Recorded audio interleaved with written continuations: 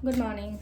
Ngasi card message ngasi card message se koi ki yumja kaisa ki han hara ga di yumja kaisa ki number sara ga di 104 lere kala dana asang ba gumba kai gumba mai na se na bi ai chak thong da na koi na ha pa ya ba se tulsi mana gumba kai gumba mai na ha pi ko adu ma to ba ya re ko ha ba koi card message ngase ko to timing of ba sai pe di ngasi ki oina timing of ba kai lege ha ba do du ma seminar se ko card se o mo tang thok chare ko nuti ki lo thok ko mai na card number 1 card number 2 then card number 3 ko ahan ba ani shuba ahum suba ko ahan ba khansira ani shuba khansira natraga ahum suba khansira makala se ko adugi matung da timing sa pe di ngase Wednesday we bina Wednesday ai sum haije no ko hadi pambi gumba kai gumba tha ba khoppa gi oina haraga di best day ne hadi kai lei gumba tha ge kaina haraga di sigi nume se leira aga leina gamla da tha ba khoppa ma le hingon koi ba kangpung ai gi oina haraga di sum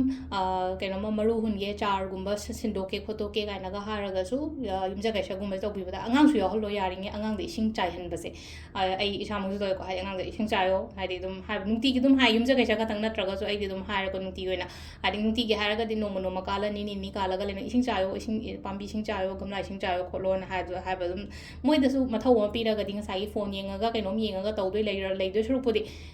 akhoi da angang se duty ma pi ra ga di hai di adure su khara thola itana ko aduna dumai na katang moi doin thado ba dum ising batin macha ma kai ma tawra khola ka mai taro ka ado sida card hum katang le ko ama khala se ko han ba consider ani shuba consider tra ko hum suba consider ma khala se ko hai first card khan ba yenga se ko first card khan ba ngai gi oina sila ise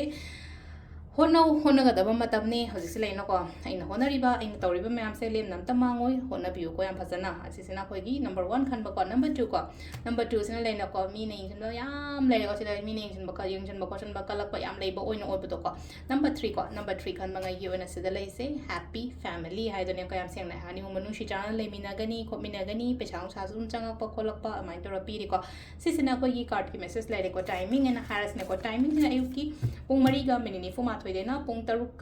pung tare ka mini yankai taruk phang le ko adagi pung mapan ga mini kuntra mari dagina tarama thoiga mini try thoi phang le ko adagi mu ani ga mini kun tare tagina pung manga ga mini ni fum doi phang le re adagi mu nungdang gi nungda wairam gi na pung tare ka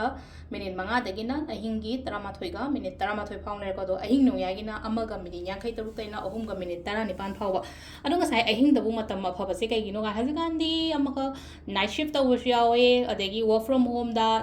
kaino gumba tawu ko pa yawe dra du nungdang se nga sai gi shift se atopa tarok ko sma ma yang na ngani ko shift hadi US ke shift UK ke shift adu hadi se da ko sai da nungdang matam da mo gi din ni na adu na hadi emails kumba thabo oiro anobo job kumba apply tobo oiro kholo ko adagi mails kumba thajan ba khojan ba timing kumba ke shulai tena du na sigi timing de e punga ma sida thage hing ji sang e khole na khala sida intara thabiyo ba sigi matam se kamaina haidi logo da ge hai matam da aphaga matam se khoina kamaina shinna ga da ge hai pagi ni ko sida lai se ko adu sida lai re ko ki daily card message se ma'am thank you